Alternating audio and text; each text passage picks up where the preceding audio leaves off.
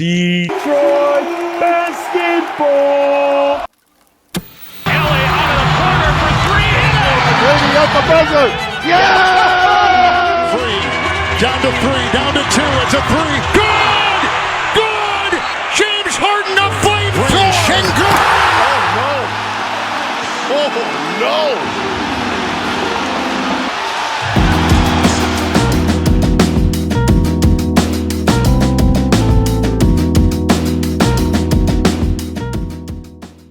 Well, the Rockets fall to 0-2, Harley. This is Red Nation Radio. I'm your host, Spencer Nolan, with my brother in arms, Harley Dugan. We are reeling after the Rockets fall to 0-2. After 0-1 against the Thunder, didn't feel so bad, Harley. It was, moral victory time and, double OT. It was a way to start the season. This game, losing in the home opener to the Detroit Pistons, not a bad team, but this is definitely a game you would have expected the Rockets to win. And they don't. They fall 115 to 111. Scrappy game, very ugly game. Harley, what were your big takeaways from this one? 0-2 just doesn't sound great right now. You came off the heels of a double OT thriller against the Thunder, and I'm going, man, this Rockets team looks ready to rock and roll. And then tonight, you come off of a bad start to the game. They just didn't look like they wanted to win tonight. I mean, there was just moments where I'm going, what is going on with my Rockets right now? Nobody shows up for the game besides Kevin Durant. And Kevin Durant's walking off the court saying, hey, are y'all not entertained? I mean, my goodness. But unfortunately, his masterclass of a game ends with another loss for this Rockets team. And I think the best quote from the game came from the broadcast. Shout out to Ryan Hollins. The quote of the day, get the ball to KD and get out of the way. And I wanted to see more of it. My goodness, I'm upset. Yeah, and I'll say this, only 28 minutes for Kevin Durant tonight and dropped 37 in those 28 minutes. If there's any cause for concern, it's a bit too soon. We'll get into some of their flaws and some of the problems we're seeing right now, but before anyone starts overreacting to the Rockets being 0-2, let's just calm down and look at Kevin Durant dropping 37 in 28 minutes. He ain't going to play 28 minutes in big-time games that are very important down the stretch in March and April when the Rockets are fighting for seeding and when they're in the playoffs. He's going to play more than 28 minutes, and that's what he's doing in his time right now. So it's not been anything Kevin Durant has done. That being said, there are some problems with this team right now. First off, not that he's an issue. Şengün, not good tonight.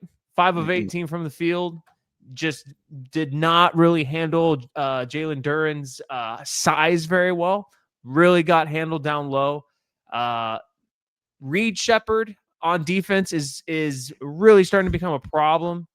And we're 2 games in. I'm a little panicked in that department.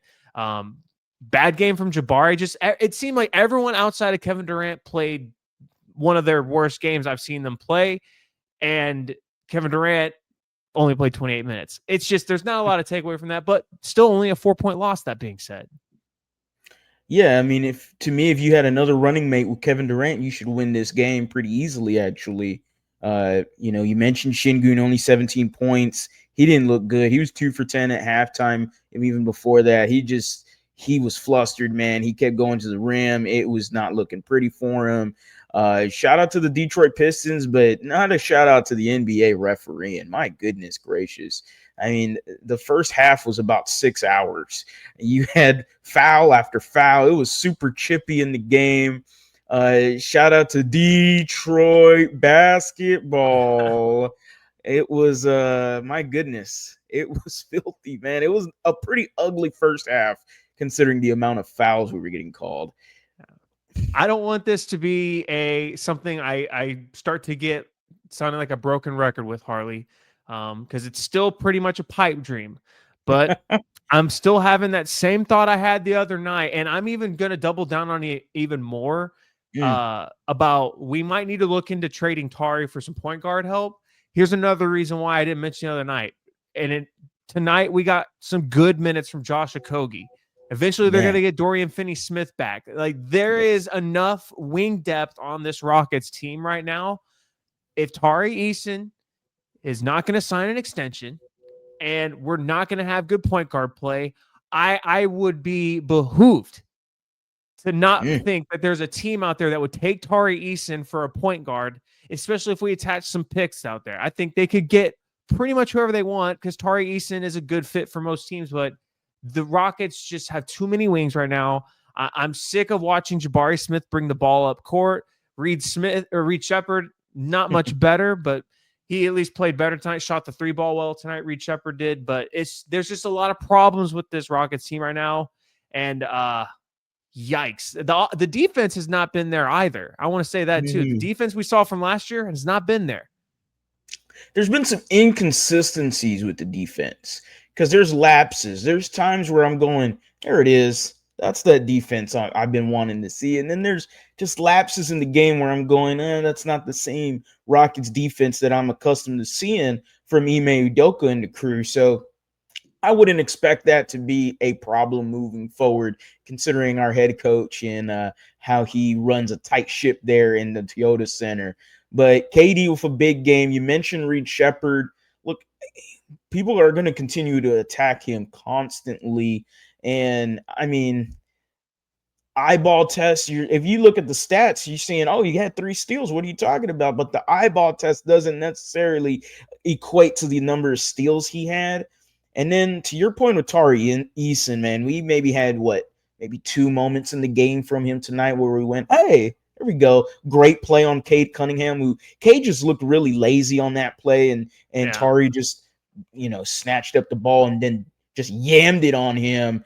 But my goodness, we need to give a few seconds of appreciation to Josh Okogie today. I mean, he was minutes. Hooping tonight. Yes. 17 minutes, 10 points, 4 ribbies, an assist, +4 on the court tonight. He was just everywhere. He was a pest defensively.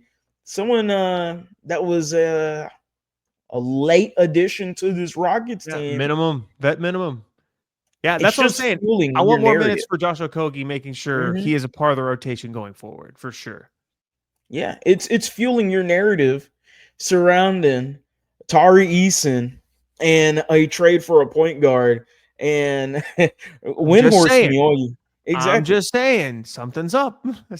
I mean, I'll take it. I'm starting to get to that point too, and I know it's only game 2. I get it, but I was thinking about it earlier today because I'm like, man, DFS Dorian Finney-Smith's going to be able to be coming back soon.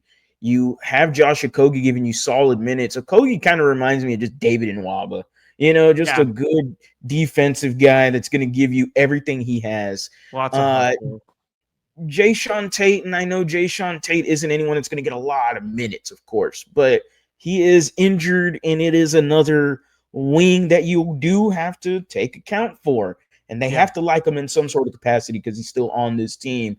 So Tari Eason and a few picks and a point guard that we could possibly swing for because, damn it, this offense again has its problems bringing the ball up the court and just running a competent offense.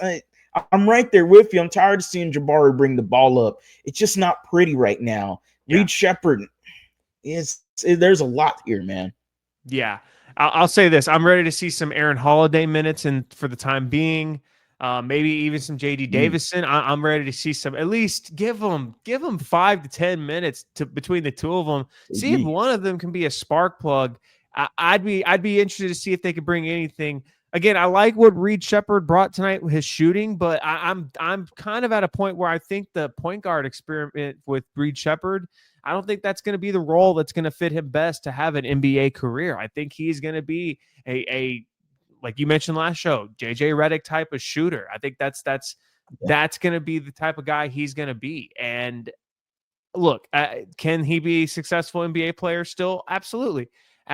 But man, Stephon Castle looking good for the Spurs. I don't know. Maybe I have a little buyer's remorse right now. He would be a very welcome addition to this Rockets core right now because Stephon Castle can maybe handle the ball a little better. Not much of a shooter, but, I don't know. Buyer's remorse, but all in all, like I said from the jump, before we jumped into all this, relax. Still 2 games in. And Harley, for the record, the next 4 games for the Rockets coming into tonight at this time of this recording, the next 4 opponents for the Rockets have a combined 1 victory also. 3-0-2 teams on the slate for the Rockets coming up. So far from over. The season just started. No one panic. We're going to be just fine.